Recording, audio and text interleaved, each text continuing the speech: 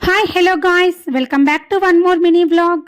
రీసెంట్గా మేము శ్రీ కంబగిరి లక్ష్మీ నరసింహస్వామి దేవస్థానానికి వెళ్ళామండి. అక్కడే శ్రీ రామ్మోహన్ స్వామి వారు ఆశ్రమంలో ఉన్నారు.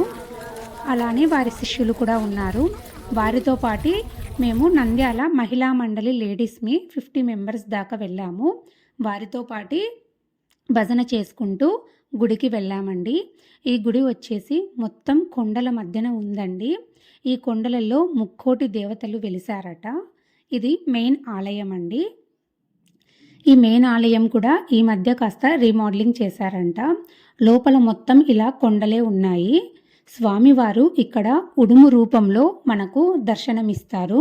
ఇది స్వయంభూగా వెలసిన రూపం అన్నమాట. నరసింహస్వామి మనకు ఉడుము రూపంలో దర్శనమిస్తారు. మనం ఇక్కడ కోరుకున్న కోరికలన్నీ నెరవేరుతాయంటండి. మేము ఇక్కడే 2 అవర్స్ పాటు ఉన్నాము. స్వామివారికి అభిషేకాలు చేశారు. నరసింహస్వామికి ఉడుపు రూపంలో ఉన్న స్వామికి అలానే అర్చనలు హారతలు బాగా జరిగాయి.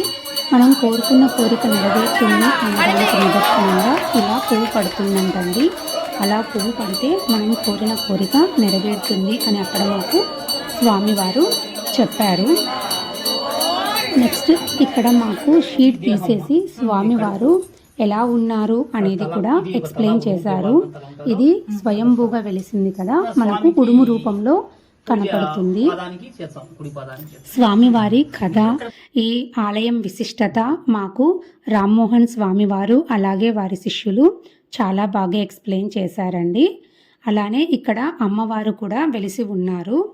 సద్దలక్ష్మి మరియు ఆదిలక్ష్మి అమ్మవారు.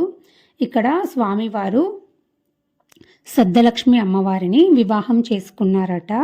అది తెలిసి వైకుంఠం నుంచి ఆదిలక్ష్మీదేవి వచ్చి వారిని చూసి అలిగి ఇక్కడ స్థిరైపోయారంట. ఈమె ఆదిలక్ష్మి అమ్మవారండి. ఇప్పుడు కనిపించేవారు సద్దలక్ష్మి అమ్మవారు. మనకు గోదాదేవికి సైడ్కి కొప్పు ఎలా ఉంటుందో అలా ఈ అమ్మవారికి కూడా ఉంది. చేతిలో బాణం కూడా పట్టుకొని ఉంటారు. మేము అమ్మవార్లకు కూడా వడిబియ్యాన్ని సమర్పించుకున్నామండి. ఇక్కడ జక్కులేరు వాగు ఉంటుందండి. ఇదే ఆ వాగు. అక్కడ రామ్మోహన్ స్వామివారు ఆసనాలు వేసి మాకు ప్రసాదాలు కూడా ఇచ్చారు. మేమందరం ఇక్కడే భజనలు చేశాము. చాలాసేపే టైం స్పెండ్ చేశామండి. మనకి దేవుడి ఆజ్ఞ లేనిదే ఏది జరగదంటారు కదా. ఇలాంటి ఆలయాలు చూడాలంటే కూడా స్వామివారి ఆజ్ఞ ఉండాలేమో మరి.